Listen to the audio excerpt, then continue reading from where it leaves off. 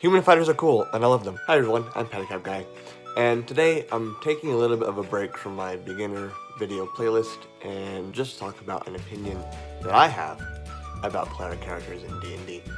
And just the reason for this video is kind of because I've been having a hard time sticking to my previous schedule. I just started a new job recently, and we're visiting Jaylee's family in Canada, so I haven't really had a lot of time to sit down and actually make a lot of the videos that I have usually been making, hence this video.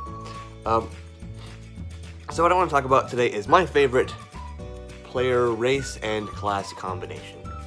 And this might not come as a surprise to you if you watched my first video, Your First Character, a tutorial how to make a D&D character.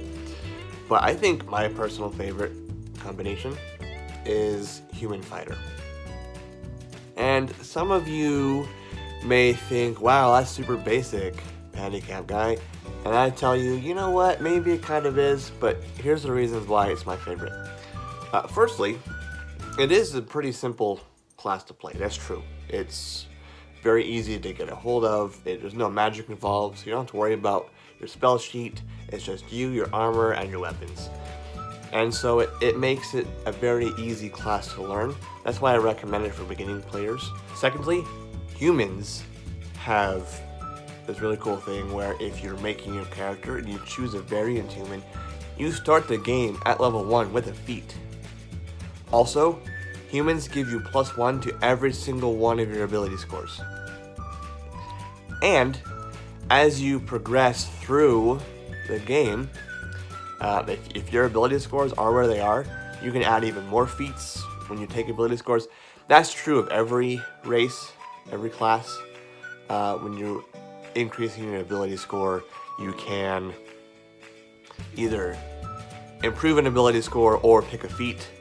But because humans have that variant where you can start with a feat, most human characters have the potential to have more feats at their disposal than some other races. What makes it my absolute favorite is the fact that it is so versatile. You can literally make anybody with a human fighter. And just to kind of give you a couple of examples from popular culture, Sokka from The Last Airbender, Avatar The Last Airbender, he is a human fighter. Let's see, you've got The Last Samurai, human fighter.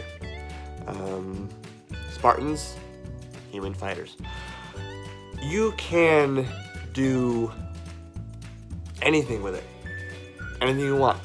And I think people don't realize that about fighters, and so when they're making human fighters, like, oh well, it's my beginning character, I'm gonna give him a shield and a sword, he's gonna run there and hit stuff and kill monsters, and he doesn't have any magic, and he's a human, so he's just the dude, he's just the guy. Just a guy with a good sword. Well, you could do that, but I really feel like you're kind of missing the point of D&D if you just base your character on the race and class anyway. Characters can have so much depth if you make a real character. Look at any of the characters from Critical Role. You know, they have all this depth, this background, this story. They are a person. They are, they're somebody unique. So race and class is the base of your character, but everything else after that is up to you, and you can make it whatever you want, and you can have a super interesting background. Say for example, I want to make a human fighter. He likes to use a shield and sword.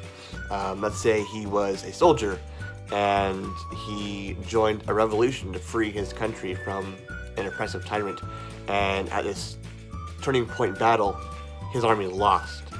He survived. He's like one of the few survivors who got away from the king and made it out of the battle alive, even though they lost. So now he works as a mercenary in a far-off country in the hopes that one day he can return to his own country and free it from that king. You know, that kind of gives your character some background. That gives your DM something to work with in your background. Like, hey, maybe the party can like have a side quest where they go to this country and like have to, do some stuff to this king or help the people there or something, and then your character gets involved and it's like, oh hey, or maybe that king hires his as a mercenary and he's like, you're my enemy, but I'm working for you because I'm a mercenary. so many interesting things that can happen. And that's why Human Fighters are my favorite, because you can be anything you want, and that is the point of Dungeons and Dragons. So hope you enjoyed that video. Have a good one.